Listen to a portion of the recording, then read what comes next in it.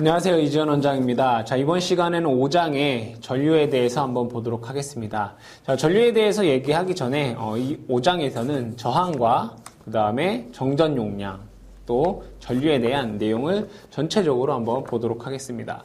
첫 번째 나오는 내용이 이제 저항입니다. 자, 저항은 여러분들이 많이 들어보셨듯이 저항의 역할이 뭐겠습니까? 전류의 흐름을 방해하는 거죠. 그죠? 자, 전류의 흐름을 뭐한다? 방해한다. 이때 저항은 기호로 R이라고 쓰고 다니는 옴이다 라고 얘기를 합니다. 자, 그러면 이 저항에서 자, 저항의 어떤 전선을 하나를 그려보게 되면 자, 전선이 이렇게 있다라고 보도록 하겠습니다. 자, 이 전선의 단면적을 A 제곱미터다라고 보고, 자, 이 전선의 길이를 L 미터다라고 볼 수 있습니다. 자, 그러면 이 전선에 어떠한 걸로 되어 있느냐에 따라서 이 전선에 뭐가 있느냐? 고유 저항이 있더라 이겁니다. 어떠한 재질로 되어 있느냐에 따라서 결정되는 고유 저항이 있습니다. 이때 이 저항의 값 R은 자, 이렇게 쓸 수 있습니다. 자, 전자가 지나갈 때 당연히 면적이 크면 저항의 값은 감소하게 되고요. 길이가 길면 저항의 값은 증가를 하게 되고 고유 저항에 따라서 저항의 값을 결정할 수 있더라 이겁니다. 자, 단위는 옴이 되겠죠. 자, 그러면 이 저항의 값을 결정한 것은 뭐냐? 뭐가 결정하냐? 고유 저항. 그렇죠? 자, 고유 저항은 저항에 비례하고요. 그죠? 길이. 그렇죠? 그 다음에 단면적이 이 저항의 값을 뭐한다? 결정할 것이고요. 또 아울러 자, 이 저항의 값을 결정하는 것이 또 하나 뭐가 있느냐? 온도입니다. 바로 온도. 자, 온도가 올라가면 일반적인 동선 같은 경우에는 온도가 상승하면 저항의 값은 증가를 하게 되겠고요. 온도가 내려가면 저항의 값은 감소가 되겠습니다. 자, 이따가 자, 저항과 온도의 관계에 있어서의 어떤 수식을 공부하도록 하겠습니다. 자, 그러면 여기에서 자, 우리가 고유 저항을 한번 보도록 하겠습니다. 고유 저항 로라고 하는 것은 자, 고유 저항 로에 관한 식으로 쓰게 되면 로는 R 곱하기 L분의 A가 되겠습니다. 단위를 보시게 되면 자, R은 저항의 단위 옴. 자, A는 단면적 제곱미터. 길이는 메타가 됩니다. 자, 그러면 여기에서 자, 옴 제곱미터 나누기 미터이기 때문에 미터가 없어져서 고유저항의 단위는 뭐가 되겠습니까? 옴 메타가 고유저항의 단위가 될 수도 있고요. 자, 전선은 일반적으로 단면적이 제곱미터가 아닌 밀리미터를 쓰기 때문에 옴 제곱 밀리미터 퍼 미터다라고 하는 이러한 고유 저항을 쓰기도 합니다. 자, 그럼 여기에서 자, 전선의 종류에 따라 우리가 고유 저항을 보게 되면 첫 번째는 이제 연동선이라는 게 있고, 자, 그 다음에 경동선이라는 게 있고, 알루미늄이라는 게 있습니다. 그죠? 알루미늄. 자, 이때 이런 이제 전선으로 가장 많이 사용되는 게 이제 연동선, 경동선, 알루미늄 선인데, 자, 고유 저항이 연동선 같은 경우에는 58분의 1이고요. 경동선은 55분의 1이고, 그 다음에 알루미늄은 35분의 1 이렇게 됩니다. 자, 이때 고유 저항과 자, 여기에서 고유 저항이라고 하는 것은 얼마나 저항이, 그러니까 전류가 잘 흐르지 못하는지를 나타내는 게 고유 저항이 되겠죠. 자, 이 고유 저항과 도전도에 대해서 한번 보도록 하겠습니다. 자, 고유 저항은 로라고 쓰고 도전도는 시그마 이렇게 쓰게 됩니다.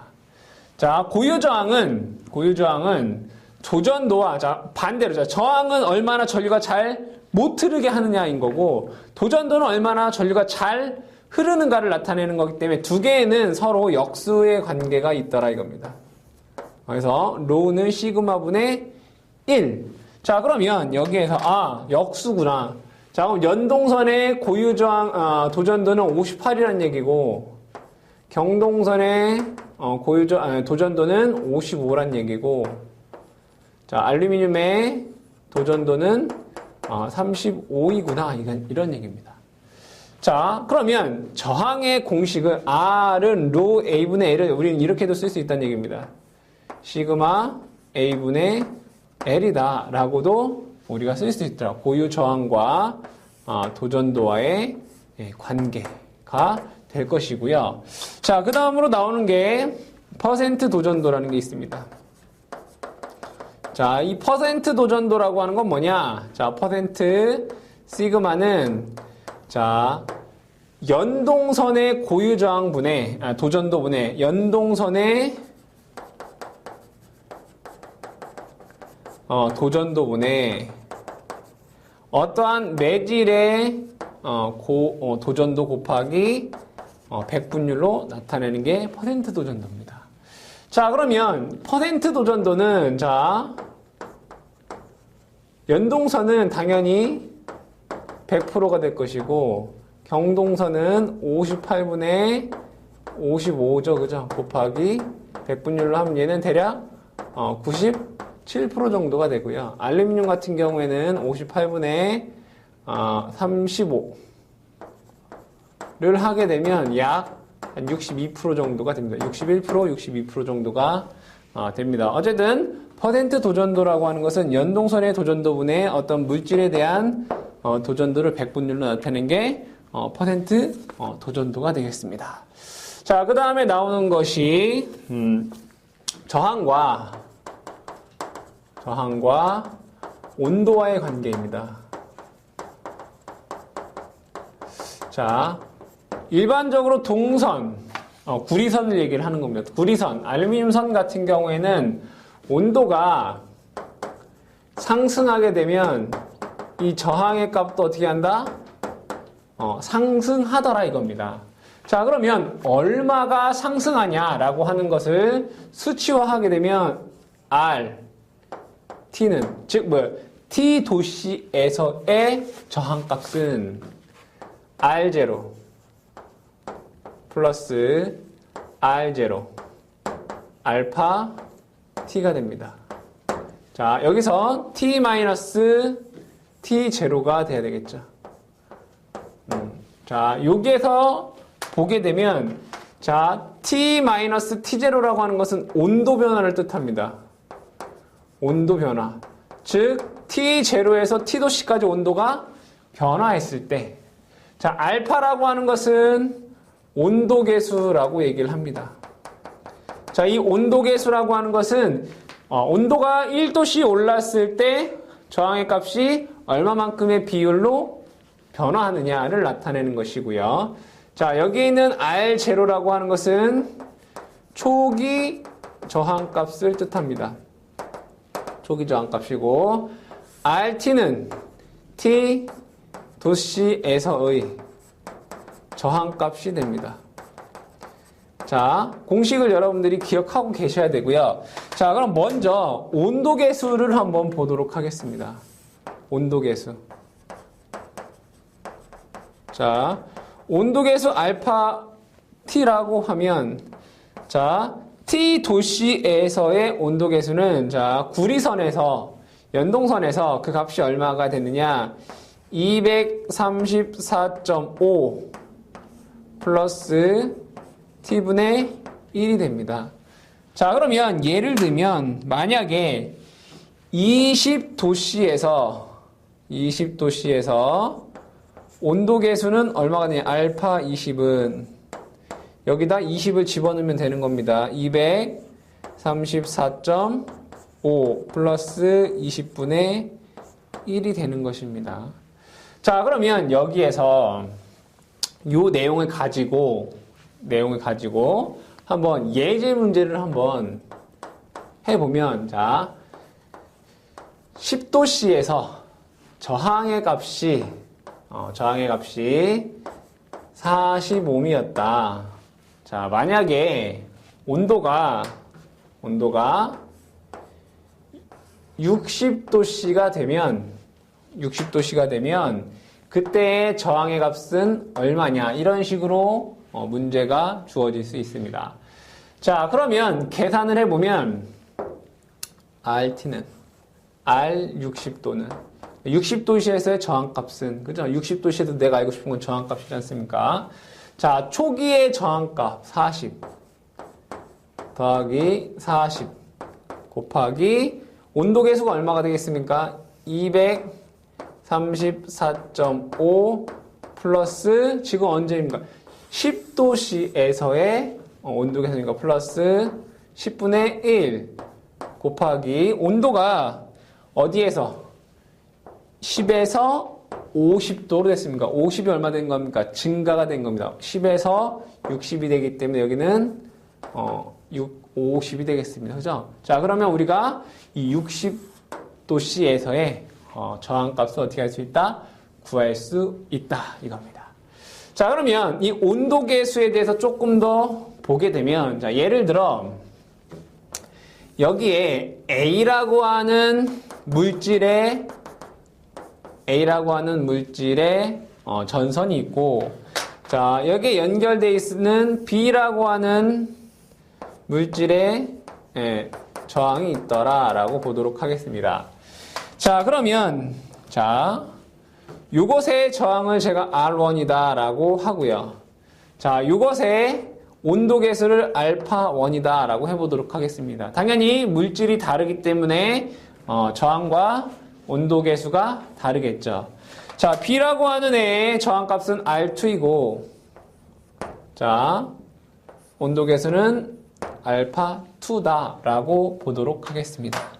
자, 그러면 온도계수라고 하는 게 뭐라고 했습니까? 온도 1도씨 올라가는데 비율, 그죠? 초기와 나중의 비율입니다. 즉, 요 식에서 보시게 되면, 자, RT는 R0 플러스 R0 알파의 T-T0입니다.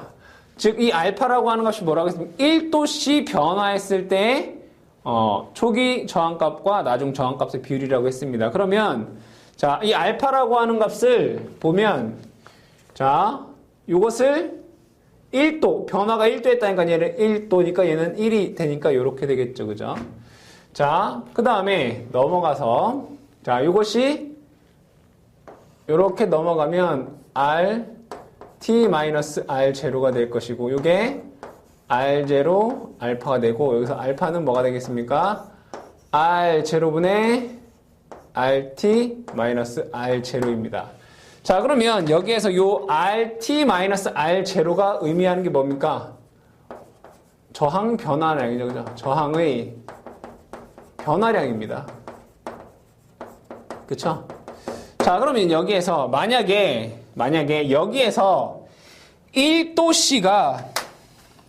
1도씨가 증가하게 되면 자, 이 A라고 하는 물질의 저항값은 알파1, R1만큼 저항이 어떻게 됩니까? 변화하겠죠. 그죠? 자, 여기도 마찬가지로 1도씨 온도가 변화하면 얘도 마찬가지로 알파2, R2만큼의 뭐가?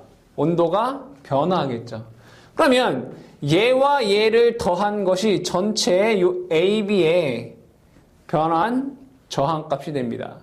자, 이것을 뭘로 나누면 처음의 저항값, 얘네들의 온도가 변하지 않았을 때 처음의 저항값 얼마입니까? R1과 R2입니다. 즉 R1 플러스 R2로 나누면 얘가 뭐가 되겠습니까?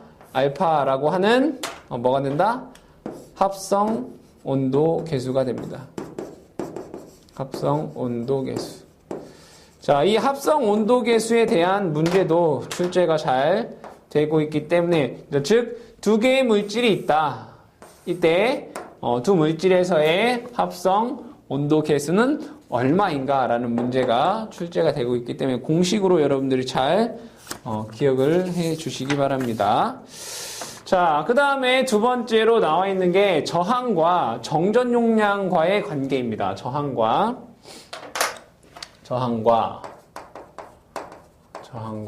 정전 용량. 자, 여러분 교재에 있는 것과 좀 다르게 한번 유도를 한번 해보도록 하겠습니다.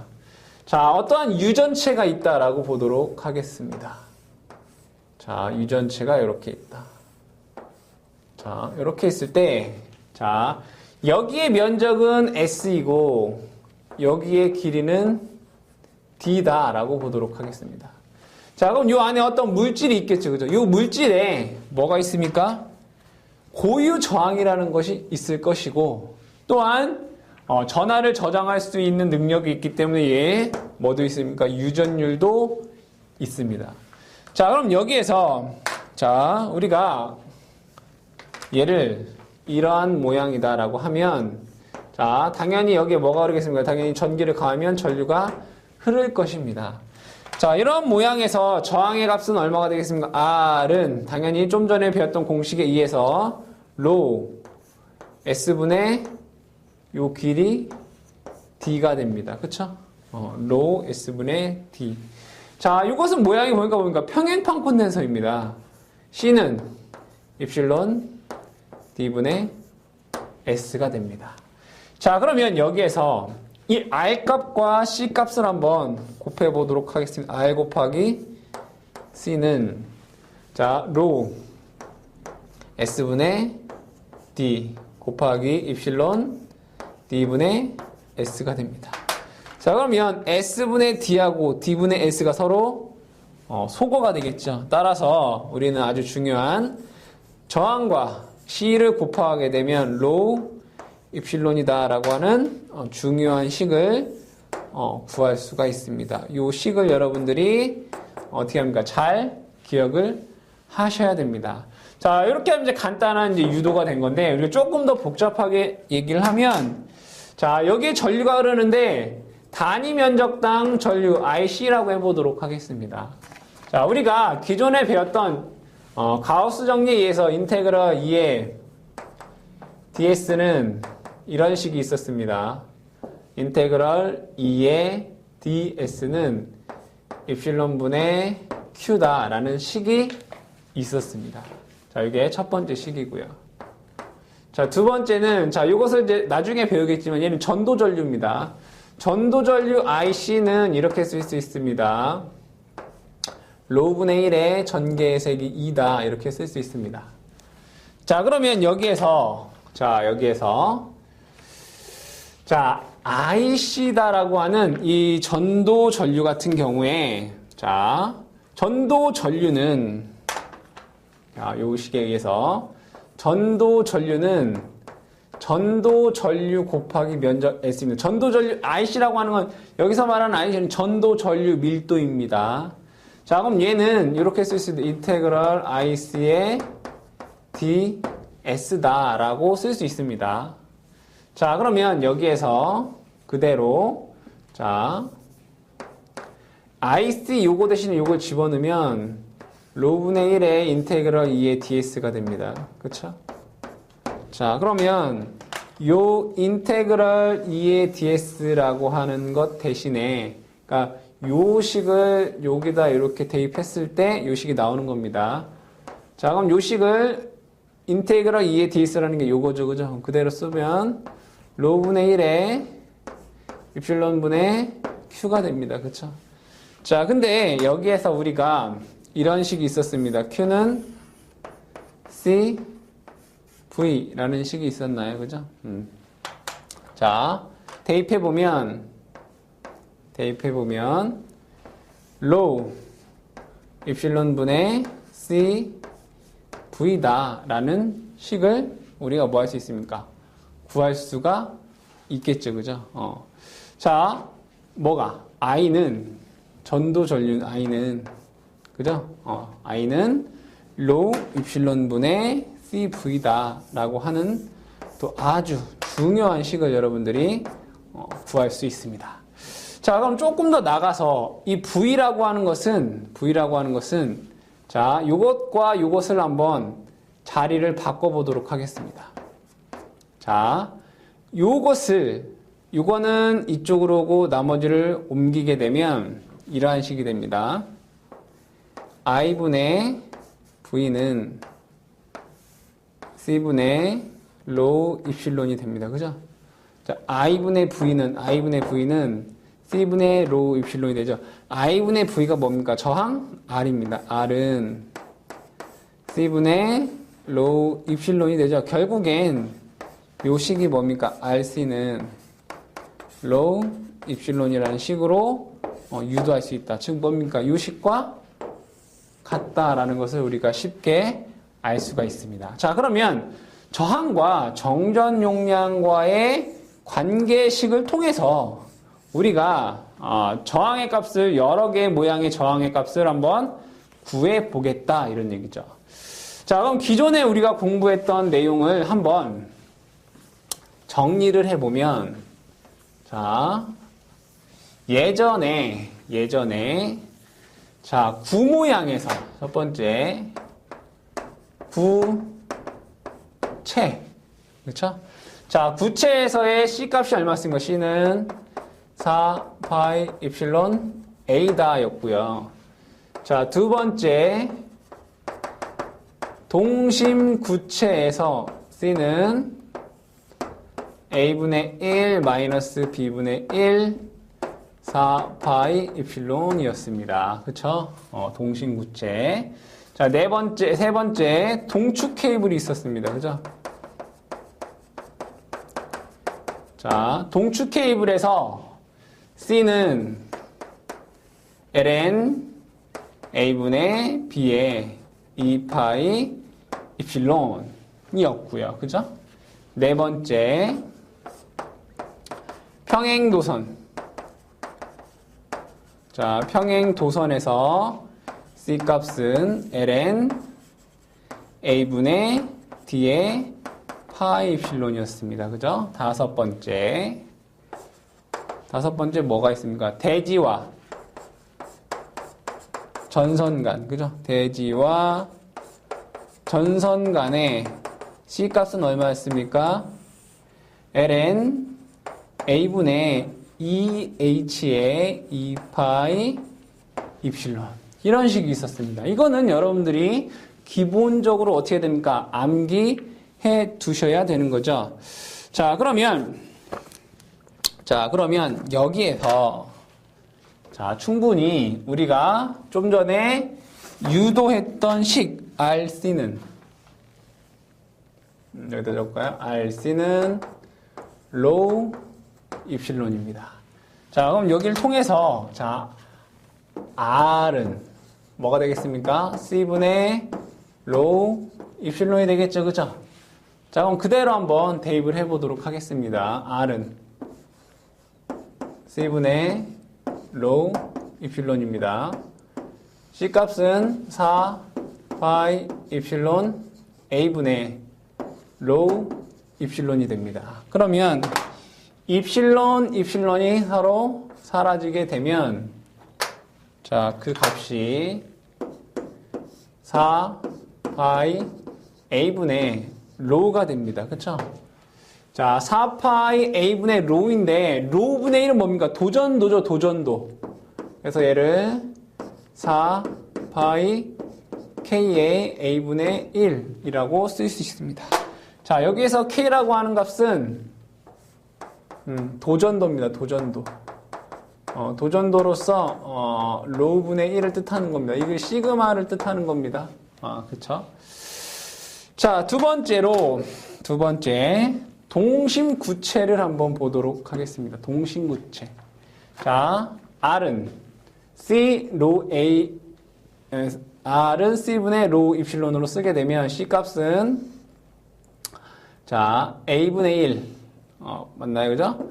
A분의 1 마이너스 B분의 1에 4파이 입실론이 되고 여기는 로우 입실론이 됩니다. 자, 그럼 이것을 입실론을 없애게 되면 4파이 로우에 A분의 1 마이너스 B분의 1이 되고요. 자, 로우라고 하는 건 K분의 1이 되겠죠. 그죠? 그래서 4파이 K분의 1에 A분의 1 마이너스 B분의 1이다 라고 쓸 수 있습니다. 그쵸? 자, 그러면 이러한 유도 과정을 다 거쳐서 동축 케이블의 저항 R은 뭐가 되겠습니까? 2 파이 K분의 1의 ln A분의 B가 되고요. 자, 여기서 R은 파이 K분의 1의 ln A분의 D가 되고요. 대지와 전선 간의 저항값 R은 2 파이 K분의 1의 ln A분의 2H다 라는 값으로 우리가 유도할 수 있겠습니다. 자, 이것은 이미 우리가 구체, 동심구체, 동축 케이블, 평행도선과 대지와 전선 간의 C값을 이미 알고 있기 때문에 어떠한 공식입니까? RC는 로우 입실론이라고 하는 식을 통해서 지금과 같은 저항의 값을 뭐 한 겁니까? 유도한 것이죠. 따라서 여러분들이 모양에 따른 정전 용량을 기본적으로 암기하고 계셔야지 이런 유도 과정이 어렵지 않게 가능하겠습니다. 그러니까 C값 같은 경우에는 기존에 우리가 다 유도를 했던 내용입니다. 자, 그 다음에 세 번째 전류에 대해서 한번 보도록 하겠습니다. 자, 전류는 크게 두 가지로 나눌 수 있습니다. 하나는 전도 전류라는 게 있고요. 자, 두 번째는 변위 전류라는 게 있습니다. 자, 쉽게 얘기하면, 자, 크게는 뭐 대류 전류라는 것도 있는데, 뭐 대류 전류 같은 경우에는 문제에 잘 나오지 않고, 뭐 전액, 뭐 액체에서 흐를 수 있는 그런 전류를 우리가 대류 전류다라고 하고, 자, 전도 전류 같은 경우는, 자, 우리가 IC다라고 쓰고, 자, 이 전도 전류는 도체에 흐르는 전류입니다. 도체에 흐르는 전류. 자, 그 다음에 변위 전류는 우리가 ID다라고 쓰고, 이 변위 전류라고 하는 것은 유전체에 흐르는 전류입니다. 유전체에 흐르는 전류. 자, 그러면 이 전류라고 하는 것은 실질적으로 전도 전류라는 것도 있고 변위 전류라는 것도 공존하게 됩니다. 그 얘기는 뭐냐? 만약에 콘덴서라 하더라도 이 콘덴서도 유전체에도 전도할 수 있는 부분이 있기 때문에, 그러니까 두 개가 도체와 유전체의 기능을 뭐예요? 같이 공존하고 있기 때문에 어떤 물질의 전류가 흐를 때에는 전도 전류라는 것도 있고 변위 전류라는 것도 같이 공존한다라는 내용입니다. 자, 이 변위 전류라고 하는 것은 이 유전체 콘덴서에 흐르는 전류로서 이 변위 전류를 누가 얘기를 했느냐라면 맥스웰이라고 하는 사람이 얘기를 했습니다. 그래서 그러니까 이 이론은 누가 맥스웰이라는 사람이 얘기를 했다라고 보시면 되겠습니다. 자, 그럼 먼저 전도 전류부터 한번 얘기를 해보도록 하겠습니다. 전도 전류는 자, 도체에 흐르는 전류다라고 얘기를 했습니다. 자, 이 전류의 정의를 보게 되면 단위 시간당 흐르는 전하량이다라고 합니다. 자, 단위 시간당 흐르는 전하량, 그러니까 단위 시간당 이동하는 전하량이다라고 해서 공식으로 쓰면 직류에서는 I는 T분의 Q다라고 쓸 수 있고요. 자, 이것을 교류로 표현하게 되면 IT는 DT, DQT다라고 쓸 수가 있습니다. 자, 먼저 전도 전류에 대해서 얘기를 해보면, 자, 이 전도 전류 밀도를 보도록 하겠습니다. 자, 전도 전류 밀도.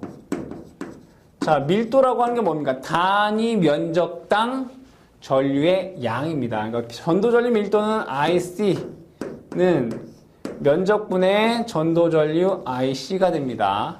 자, IC라고 하는 것은 저항분의 전압이 되겠죠. 그죠? 그래서 저항분의 전압이 IC가 되는 거고, 여기다가 이제 면적 S분의 1을 곱하게 되겠죠. 자, 그러면 다시 한번 적게 되면 저항이라고 하는 것은 로우 A분의 L이다라고 쓸 수 있고, 자, V가 되겠네요. V. 자, 여기는 S분의 1. S라고 하는 건 면적이죠. 그럼 얘도 똑같이 면적 S다라고 쓸 수 있겠습니다. 그럼 여기에서 이것이 약분이 됩니다. 그쵸? 약분이 됩니다. 자, 그러면 이것을 다시 한번 적게 되면 로분의 1 L분의 V가 되죠. 자, 단위 길이당 전압, 이걸 뭐라고 합니까? 우리 전개의 세기라고 할 수 있습니다. 그죠? 자, 이것은 2가 되겠고요. 자, 고유저항분의 1은 뭐가 됩니까? 시그마가 됩니다. 자, 전도전류는 시그마 2다라고 쓸 수 있겠습니다. 자, 그러면 다시 한번 다르게 표현을 해보면, 자, 전도전류 IC는 이렇게 쓸 수 있습니다. 자, 요 식을 통해서 T분의 Q, 그죠? T분의 Q라고 쓸 수 있습니다. 자, 그럼 요것을 얘기를 할 때 만약에 어떠한 최적의 전하가 Q 쿨롱만큼 대전되어 있다라고 보도록 하겠습니다. 자, 그러면 자, 미소 최적에 있는 요 전하량을 최적 전하 밀도 로 V다라고 하면 자, Q는 이렇게 쓸 수가 있습니다. 자, 로 V 곱하기 최적이다라고 쓸 수가 있죠.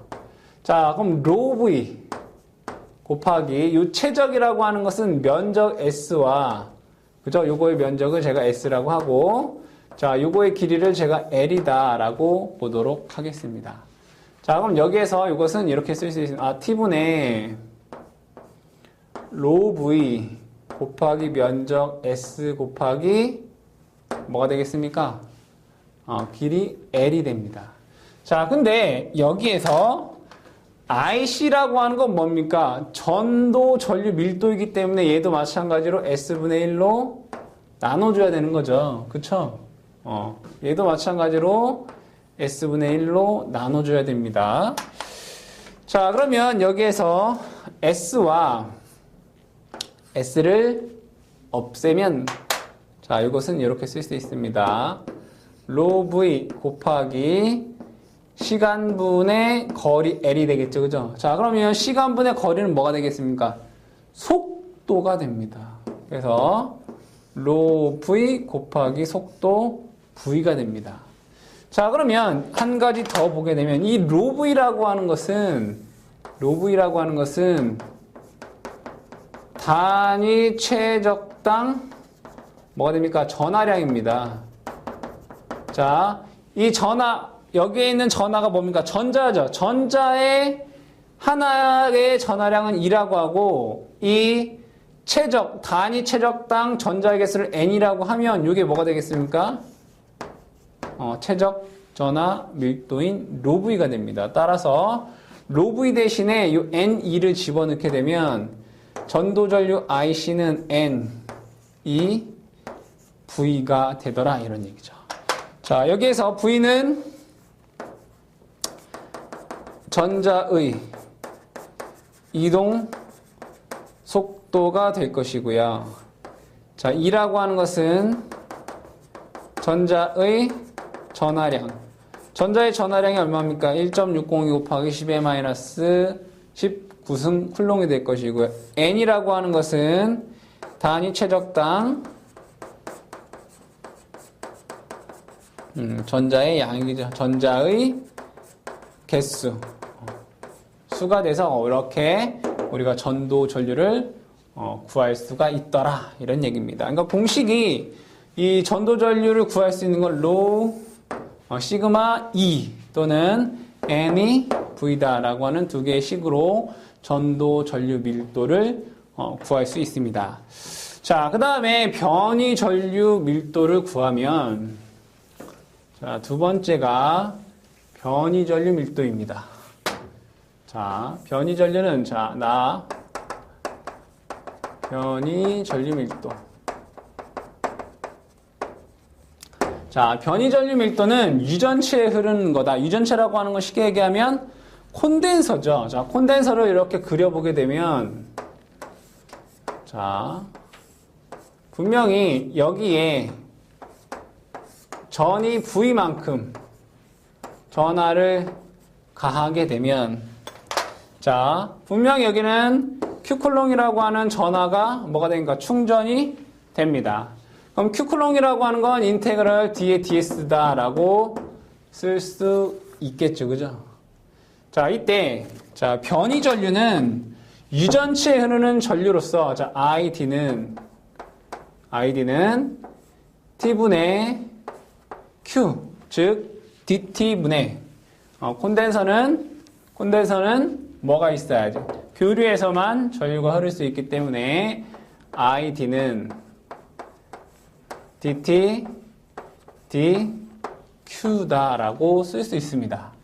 자, 그럼 요거를 다시 한번 쓰게 되면, DT, D, 인테그럴 D의 DS가 될 것이고요. 자, 변이 전류 밀도 ID는 이 ID라고 하는 걸 면적으로 나눈 것이기 때문에, 자, 이 면적이 없어지게 되면 라운드 T, 라운드 D가 된다라는 것을 알 수 있습니다. 자, 그럼 여기에서 전속 밀도 D라고 하는 건 뭐라고 쓸 수 있습니까?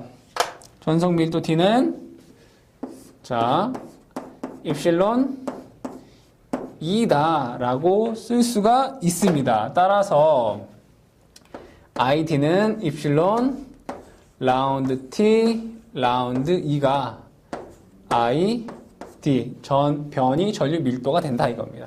자, 그러면 요 식의 의미는 뭐냐? 2는 뭡니까? 전개의 세기가 dt, 시간으로 미분하라 이런 얘기죠. 전개의 시간적 변화가 시간적 변화로 뭐를 변이 전류가 흐른다 그죠?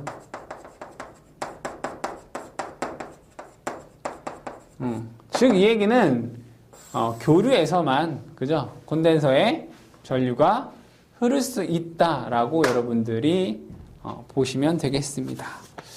자, 그 다음에 뭐 전도 전류 밀도와 변이 전류 밀도에 대해서 얘기를 했고요. 자, 그러면 전체에 대한 이런 걸 보도록 하겠습니다. 전류 밀도를 보겠습니다. 전류 밀도. 자, 전류 밀도는, 자, 전류 밀도 I는 전도 전류 밀도 더하기 변이 전류 밀도가 전체 전류 밀도가 됩니다. 자, 그럼 요 식을 써보면 IC는 시그마 2다 라고 쓸 수 있고요. 플러스 ID 변이 전류 밀도는 입실론 라운드 T 라운드 2다 라고 여러분들이 쓸 수가 있겠습니다. 즉 어떠한 물질의 전류가 흐를 때 전도성 부분도 있고 변이성 부분도 있기 때문에 두 개의 전류가 어떻게 한다? 공존한다. 자, 이때 도체에서는 이것보다 이게 더 크기 때문에 전도 전류 밀도가 더 많은 것이고, 부도체나 유전체에서는 이 전도 전류보다 변이 전류가 더 많기 때문에 이 부분이 더 많다라고 여러분들이 이해하시면 되겠습니다. 자, 라번 보시면, 자, 우리가 회로 이론에서 배웠던 키르히호프의 법칙을 보도록 하겠습니다. 키르히호프의 법칙. 키르히호프의 제1법칙. 자, 키르히호프의 제1법칙이 뭡니까? 전류법칙으로서 임의의 점에서 모든 전류의 합은 0이다. 시그마 I는 뭐다? 0이다. 모든 전류의 합은 0이다. 이거에 대해서 한번 보도록 하겠습니다. 자, 분명히 어떠한 도체에서 전류가 흐른다라고 하는 것은 마이너스 전자라고 하는 게, 자, 어떠한 최적 내에, 자, 이 마이너스 전하라고 하는 것이 마이너스 전자가 이렇게 이동하면, 그쵸? 전류는 우리 어떻게 흐른다라고 합니까? 전류는 전자의 이동 방향의 반대 방향으로 전류가 흐른다라고 우리가 회로 이론에서 공부한 적이 있습니다. 자, 그렇다면, 자, 전체 전류 I는 어쨌든 인테그럴 전류 밀도의 ds다라고 쓸 수 있고요. 이건 뭡니까? 면적분. 자, 이 면적분을 뭘로 바꿀 수 있습니까? 최적적분. 그러니까 가우스 정리에 의해서 인테그럴 컬 I의 dv다라고 우리가 가우스 정리에 의해서 식을 변화시킬 수 있습니다. 뭐예요? 요것이 되는 거죠. 자, 그러면 전류 I는 이렇게 쓸 수 있습니다. dt dq다라고 쓸 수가 있고, 자, 여기에서 이 전류라고 하는 것은 전자의 이동 방향과 반대 방향입니다. 자, 그럼 여기서 이것을 자 라운드 t 라운드 로 v의 인테그럴 dv, 그죠? 이것을 q라고 하는 것을 최적 전하 밀도 로 v로 쓸 수 있습니다. 자, 근데 여기에서 전류가 흐른다라고 하는 의미는 뭐냐면 여기에서 전하가 빠져나간다라고 하는 의미이기 때문에 여기가 마이너스다라고 쓸 수 있습니다. 마이너스. 여기도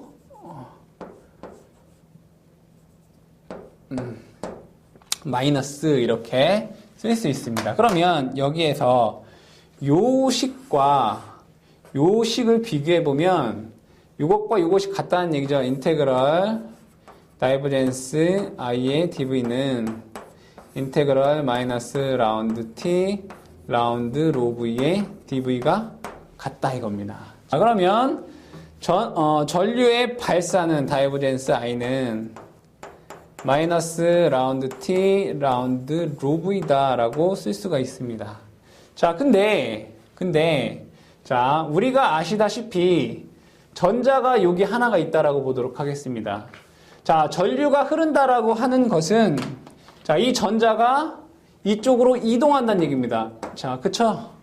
자, 근데 전자가 이렇게 이동하면 그 옆에 있던 여기에 있는 전자가 다시 얘를 채워줍니다. 그러면 여기 있는 전자가 다시 또 밖으로 나가면 또 여기 있던 전자가 다시 채워줍니다. 따라서 여기에 이 최적에 있는 로브이다라고 하는 것은 변합니까? 안 변합니까?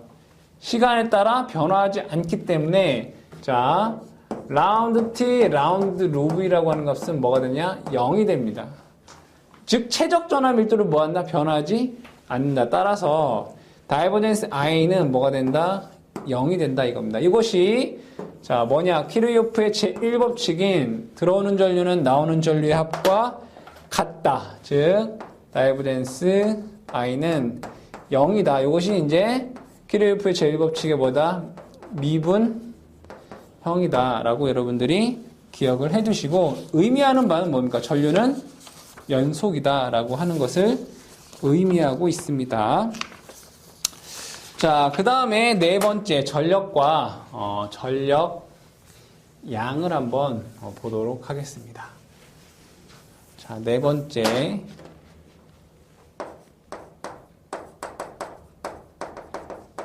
전력과 전력량을 보도록 하겠습니다.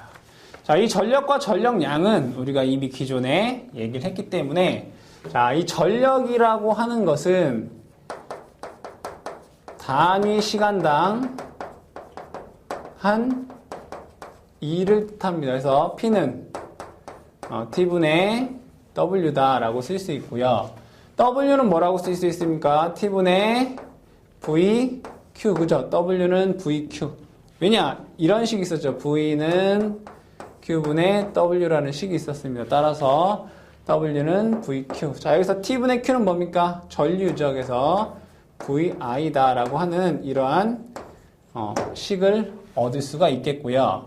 자, 단위는 와트다 라고 하는 단위를 사용을 하고 있습니다. 자, 이때 이 전력의 단위에서 자, 마력이라고 하는 단위를 씁니다. 우리가, 그죠? 마력은 여러분들 다 아시다시피 말 한 마리가 낼 수 있는 힘을 우리가 마력이라고 하는데 1 홀스파워 HP는 746 와트다 라고 하는 이 단위 변환을 여러분들이 또 기억을 해 두시고요. 자, 그 다음에 전력량이라고 하는 것은 이 전력에다가 시간을 곱하는 게 뭐가 됩니까? 전력량이 됩니다. 그럼 요 식을 통해서 W는 P, T, 그죠? 단위가 뭐가 되겠습니까? 줄이 됩니다, 줄. 자, 그러면 PT는 줄인데, 자, 이 줄의 단위는, 자, 이건 뭡니까? 전력의 단위 와트. 그쵸? 자, 시간의 단위 세크가 되겠죠, 그죠? 그래서 우리가 이 1의 단위인 1줄은 와트 세크로 쓸 수가 있습니다. 자, 실질적으로 우리가 전력량은 줄 또는 와트 세크라고 하는 단위를 사용하지 않고 일반적으로 뭘 쓰게 됩니까? 킬로 와트 아워라고 하는 단위를 쓰게 됩니다. 자, 그렇다면 이 1kW hour라고 하는 값이 얼만큼이냐라고 봤을 때, 자, 킬로라고 하는 건 10의 3승이고요.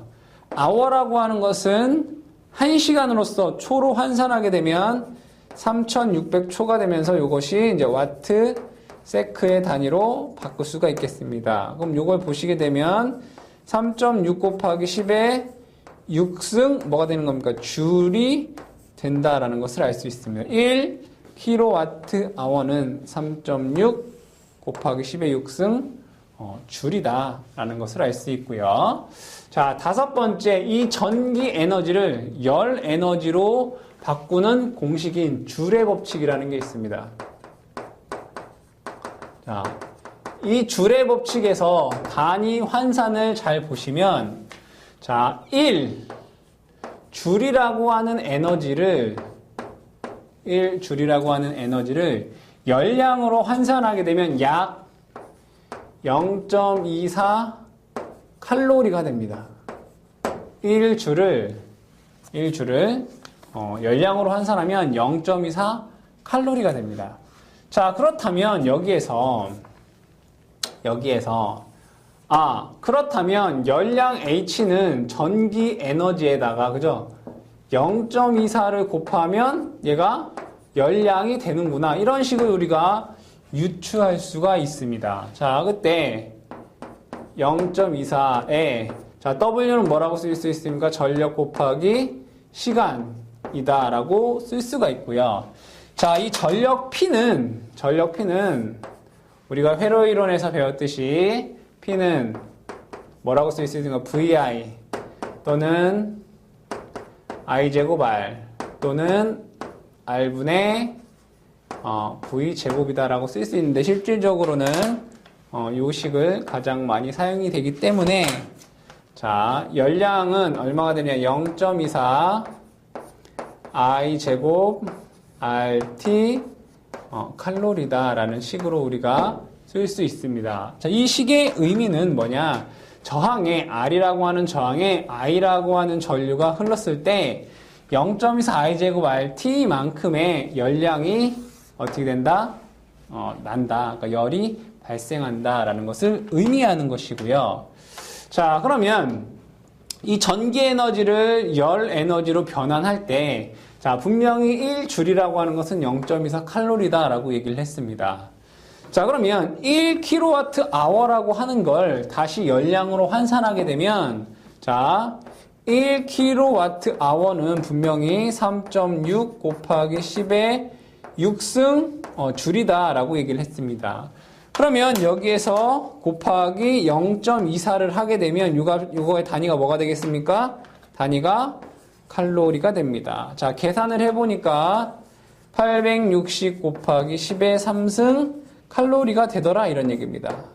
자, 그럼 10의 3승은 킬로가 되니까 얼마나? 860 킬로 칼로리가 되더라, 이런 얘기죠.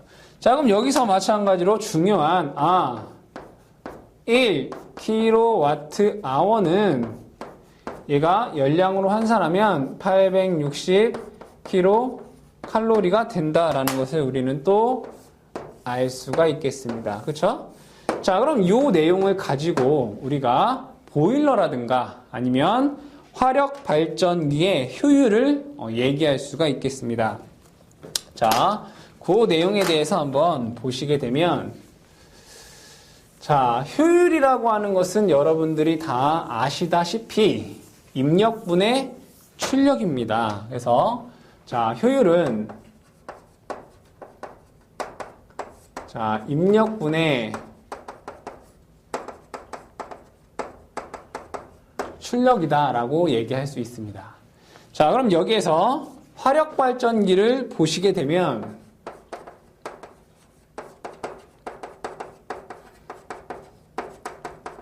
자, 화력발전기라고 하는 것은 뭘 하는 겁니까? 열 에너지를 전기 에너지로 바꾸는 겁니다. 열 에너지를 뭘로? 전기 에너지로 바꾸는 것입니다. 자, 그럼 효율은, 자, 써보도록 하겠습니다. 자, 입력이 뭡니까? 열 에너지, MH입니다. MH. 자, 여기서 말하는 M이라고 하는 것은 연료의 질량을 뜻합니다. H라고 하는 것은 연료 1kg당 낼 수 있는 열 에너지로서 단위가 킬로칼로리 퍼 킬로그램입니다. 그러니까 예를 들어 석탄 1kg이 5,000칼로리, 킬로칼로리를 낸다라고 하면 석탄 1kg을 떼면 열이 5,000킬로칼로리가 된다는 얘기죠. 즉 MH라고 하는 것은 화석 에너지가 낼 수 있는 열 에너지가 되겠죠. 그죠? 자, 위에는 출력이 뭐가 나옵니까? 전기 에너지가 나옵니다. 전기 에너지는 전력량의 단위인 PT가 되는 거죠. 자, 그럼 P는 단위가, PT는 단위가 뭡니까? 킬로와트, 시간, 아워입니다. 자, 그럼 효율을 얘기하기 위해서는 위에와 아래의 단위가 어때야 됩니까? 같아야 됩니다. 자, 그럼 좀 전에 배웠던 우리는, 1kWh라고 하는 것은 860kcal라고 배웠습니다. 그럼 전력의 단위를 연량의 단위로 맞추면 위아래가 같기 때문에 여기다가 860을 곱하면 우리가 화력 발전기의 효율을 구하는 식을 유도할 수가 있겠고요. 자, 세 번째로 보시게 되면 보일러, 전기 보일러, 전열기라고 할까요? 전열기. 전열기. 전열기의 효율을 보도록 하겠습니다. 전열기는 무엇을 하는 애입니까? 전기 에너지를 뭘로 바꾸는 애입니까? 열 에너지로 바꿔서 뭐예요? 온도를 증가시키는 거죠. 그죠? 그래서 효율을 보면 입력 에너지는 뭡니까? 전기 에너지인 PT가 됩니다. 그렇죠? 입력은. 여기서 단위는 뭐가 되겠습니까? 당연히 킬로와트 아워가 될 것이고요. 자, 위에는 열 에너지인 C, M, 세타가 됩니다. 자, 여기서 C라고 하는 것은 비열입니다. 비열. C는 단위가 킬로칼로리 퍼 도씨가 되는 겁니다. 즉, 도씨, 킬로그램 이게 되겠다. 그죠? 즉, 어떤 물질 1kg을 1도씨 높이는 데 필요한 열량을 우리는 비열이라고 하고요. 물의 비열을 1이다라고 하고, M은 어떤 물질의 질량이 되고, 단위는 당연히 킬로그램이 될 것이고요. 세타는 온도 변화입니다. 얼마만큼의 온도 변화가 됐느냐. 자, 이때 여기에서 이것을 다 곱하게 되면 뭐만 남습니까? 여기 도씨입니다. 도씨. 자, 이 세 개를 곱하게 되면 뭐만 남습니까? 킬로칼로리만 남습니다. 그러면 위에는 단위가 킬로칼로리고 아래는 킬로와트니까 당연히 단위를 맞춰주기 위해서 여기다 얼마? 860을 곱하면 전열기의 효율을 구하는 공식을 유도해낼 수 있습니다. 그러면 여기에서 문제는 어떻게 나느냐? 효율을 구하라라는 문제도 낼 수가 있지만 화력발전기의 출력, 이 P값을 구하라. 또는 전열기의 출력, P값을 구하라 라는 식으로도 문제가 출제가 될 수 있기 때문에 공식을 여러분들이 잘 기억하셔야 되겠습니다. 자, 그 다음에 마지막으로 열전 현상에 대해서 간단하게 보면, 자, 이 열전 현상에는, 자, 첫 번째로는 재백 효과라는 게 있고요. 두 번째는 펠티에라는 게 있고요. 세 번째는 톰슨 효과라는 게 있습니다. 자, 이것을 구분하시면 되는데, 자, 재백 효과라고 하는 것은 서로 다른 금속에서 서로 다른 금속을 맞대어 놓고 여기에 열 에너지를 가하니까 여기에서 전기가 발생하더라 라고 하는 게 재배교과입니다. 그럼 재배교과의 가장 응용의 대표적인 것은 뭡니까? 온도계입니다. 그죠? 여러분들 병원에 가면 귀에다가 꽂으면 그죠? 온도가 나옵니다. 그건 뭐냐? 이 귀에 있는 열을 감지해서 그죠? 그럼 열을 받아서 얘가 뭐예요? 전기 신호로 바꿔서 그것을 수치화 시켜준다는 얘기죠. 즉 재배교과는 열 에너지를 가하니까 전기 신호가 나오더라 이겁니다. 중요한 거 뭐예요? 서로 다른 금속에서. 자, 펠티라고 하는 것은 재배과 반대가 되는 내용입니다. 전기 에너지를 가하니까 이 점에서 열의 발생 또는 열의 흡수가 발생하더라. 그것을 우리는 펠티의 효과다라고 얘기를 합니다. 자, 마지막으로 톰슨 효과에서는 여러분들 기억하셔야 될 것은 자, 재백 효과와 펠티의 효과는 서로 다른 금속에서입니다. 근데 톰슨 효과는 뭐냐? 동일 금속에서입니다. 동일 금속에서 열 에너지 가하면 전기 신호 나오고 전기 신호 가하면 열 에너지의 발열 또는 흡열이 발생하더라. 즉, 이 재백과 펠티는 서로 다른 금속이라는 말이 들어가야 되고 톰슨은 동일 금속이라는 말이 들어가야 되는데 서로 다른 금속에서 열 에너지를 전기 에너지로는 재백 효과고 서로 다른 금속에서 전기 에너지를 열 에너지로 하게 되면 펠티의 효과다. 문제에서 잘 구분하셔서 여러분들이 찾아주시면 되는데 실질적으로 재백 효과와 펠티는 상당히 혼동이 되기 때문에 한 가지만 정확히 재백 효과는 뭐다? 온도계다. 온도계 뭡니까? 열을 전기 신호로 바꿔준다. 라 되겠습니다. 자, 이렇게 해서 5장과 관련된 이론을 마치도록 하겠습니다.